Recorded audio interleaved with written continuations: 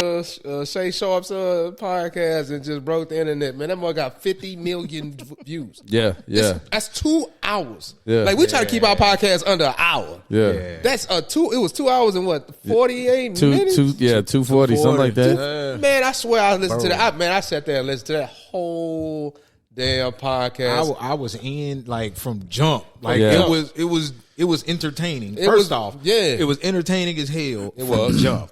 It was. And regardless of what he was talking about, his logic and how he was saying it made all the sense. Regardless if you disagree or agree, from his own truth, he made it entertaining. That's all that kept me drawn in the whole time. Yeah. And at first I had my opinions about it. I was saying that, he lied on some things and all the rest of that crap, and I made that a big deal on my Facebook, but not, as I started to actually sit down and think about it, embellishment is what comedians do. Right. So in that podcast, he used his comedic skills to tell stories. You know what I'm saying? It kind of felt like he was doing stand-up. You know what I'm saying? He was just having a conversation with one person as opposed to talking to millions of people out there in the stands.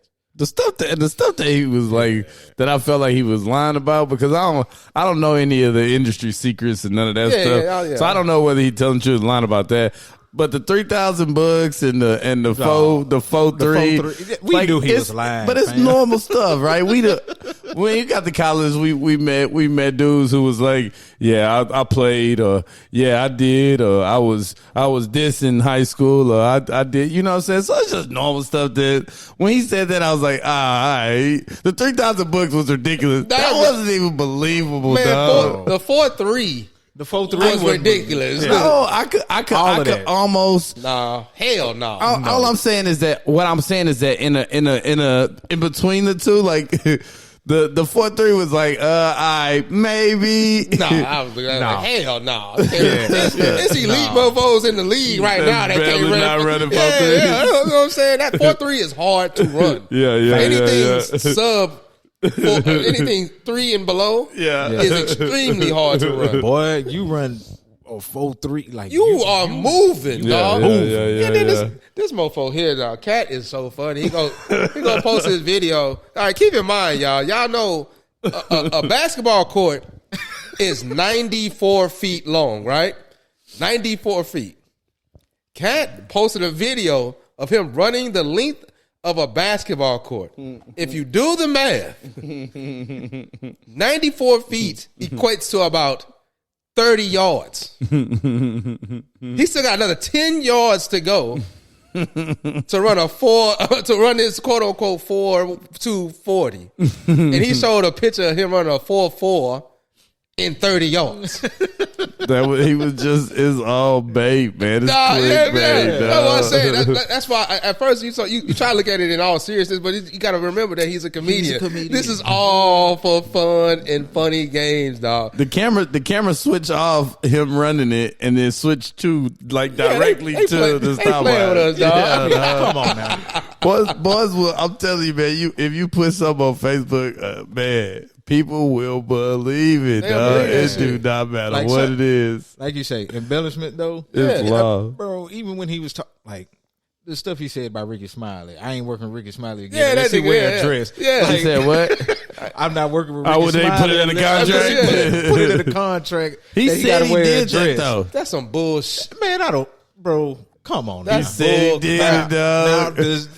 Here's the thing. First off, Ricky was out there. Ricky was crying on the live. Yeah, he had Ricky crying. I don't know. Ricky always crying though. Yeah, he's an emotional dude. I still granted, I still think Ricky Smiley funny. Oh, of course. The question ain't whether either of them funny. I rock with all of them. Like it got to be in the contract. Like Katt, come on, dog. I'm not believing that. That's one, hilarious. Bro. I'm not believing that. That's hilarious. He said, and what happened in this next movie? He was in the dress. Katt got receipts. Y'all ain't ready. But you know what thing that caught me off guard? Katt say 2024 the truth. Y'all gonna figure it out. No, go ahead, my bad. The one thing that caught me off guard that nobody responded when he was like, you get this money and then you get a light skinned woman with a funny looking face. A big head? Yeah, a big head and a funny looking face or something like that. And like nobody Like none of them husbands said any damn thing. I'm like, hey, talk about my wife, boy. None of them responded to. None of them said he was lying about any of the stuff that he said, that was bro. so wild. Like nobody said he was lying. The stuff that he lied about was all stuff about himself, his childhood stuff. He overrated himself. Yeah. The other stuff. The man literally said, I got my receipts. That's why I could sit here and say it so comfortably. Yep. Do I still think he lying about some of it? Yeah. Confirm some of that stuff too. I mean, but everybody talking about it. Nobody said he's lying. But when people get on there and start saying all that craziness, who really comes out and says, oh, they lying? Especially if it's stuff that ain't really affecting your money or you. You know what I'm saying? Like, only time I've ever heard anybody really come out and emphatically deny some stuff when it comes to essay or something like that. Yeah. But essay. But if you're talking to me about me stealing a show, or you talking about me saying I stole somebody's idea in regards to a show that ran for like 7 years and it's in syndication, or you know what I'm saying? Mark Curry got on Harvey about that though. I mean, so what? But I mean, you said you ain't never heard. I'm just saying. What I'm saying is, if I am Steve Harvey and you bring me up, I'm not going to, why would I have to confirm or deny what the hell you saying when I already did the show? The show was done in the early 2000s.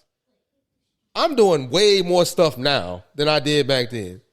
And he's already addressed the Bernie Mac thing. That's been addressed 1,000 times by Steve Harvey. Even when Steve Harvey went on the Shay show, he gave Bernie Mac his flowers. He was talking about how he didn't want to go behind him because the dude is just good. Yeah, it was that it's good. Hard for me to go behind him when, you know what I'm saying, like he's shutting the whole thing down. So he gave the man his flowers. So why are we even bringing up this whole feud up again when Ocean's 11 came out when? Ocean's 11 came out in 2003, 4? Yeah, I don't know. It was like we bringing all this stuff. It's 2024. Bring up that old crap. That's the thing that I had a problem with Katt. Is Katt bringing up all this stuff that I don't even have nothing to do with him. Mark Curry and them ain't got nothing to do with you. That was his mentor. That's why. Like he hung. I mean, I understand.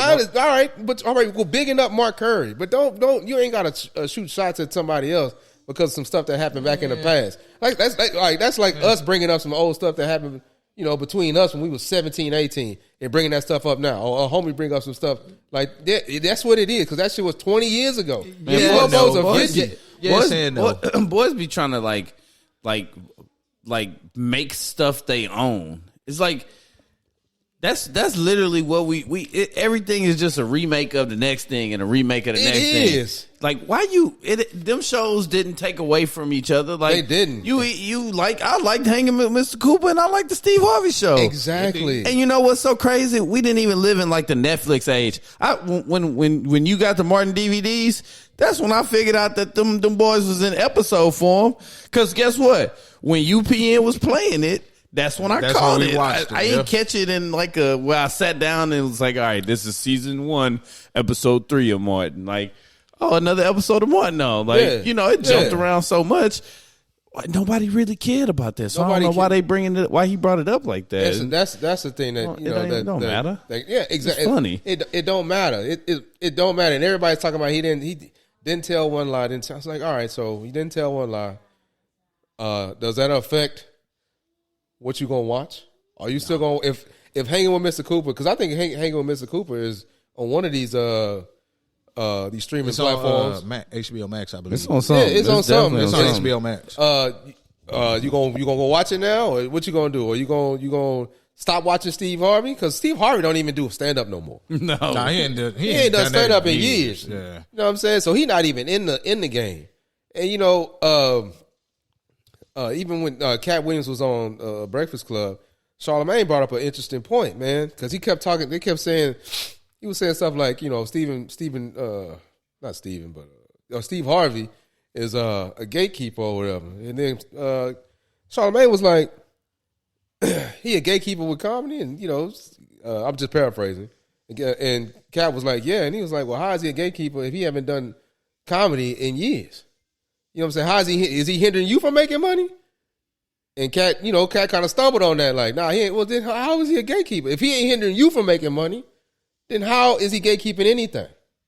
You know what I'm saying? Like, so, like the embellishment is pure entertainment. I take that for pure entertainment, but like looking at it as it's all truth, I think is a little naive of the masses to do that. You know what I'm saying? This motherfucker got up and he got up in front of Shannon Sharp, stood up in front of Shannon Sharp talking about he a physical specimen. He said that in front of Shannon Sharp. And you know, I'm just being 100, dog. Shannon 55. Yeah. That's a physical specimen. You know what I'm saying? I'm gonna keep it a bean. 100%. You know what I'm saying? But this 5'2" dude stand up like, yo, he don't want to be in the same room with me because I'm a physical specimen. He talking about Kevin Hart. Y'all both the same size. Yeah, that's the comedian. That's the the embellishment. Like, come on, dog. Like, first off, too old to be out here fighting. Yeah. Like, I would love to see some kind of sit down and y'all hash whatever grievances you got. Hash that crap out, man. Let's do something different than this. Mm-hmm. Like, let's do something different, fam. There's so much more to gain if they're all together on the same page. Yeah. But I mean, I know in a perfect world, we don't live in a perfect world, so I know there's always going to be something going on, but I think at least they can come to the table and air out grievances and then go their separate ways where nobody's jumping on platforms still talking about this. Like, I don't want to hear nothing about, Katt Williams and Kevin Hart, and I don't want to hear about that stuff no more. Yeah, I don't want to hear about none of that. I want to hear some old jokes. I want to see some old movies. Like, I want to see all the good that's going to come from them and not this negative crap that be happening. Yeah, because it's pretty much unnecessary. All of it's unnecessary. Yeah. Entertaining? Yeah, very. Unnecessary. Is it entertaining? Very. But it's unnecessary in the grand scheme of things. Yeah, because I don't know if you guys saw the video. I'm going to send it to y'all. I should have sent it to y'all before we did this podcast, but I should have. But there's a video of Dave Chappelle doing a stand-up somewhere, and the topic of Katt Williams came up, and Dave Chappelle wasn't on board with it. He don't like. Somebody when him and D-Ray was talking. Yeah. He said he didn't like it, even though and it was cool for him and D-Ray to have that conversation on stage. Yeah. Where they was saying, D-Ray was like he thought it was good for comedy. Yeah. And Katt was like, how? Because all it did was just kind of, he said essentially he ethered Cedric the Entertainer. Like, what part of the game is that? That's what Dave Chappelle said. He said, what part of the game is that? Cedric is just fat or something he said about Cedric.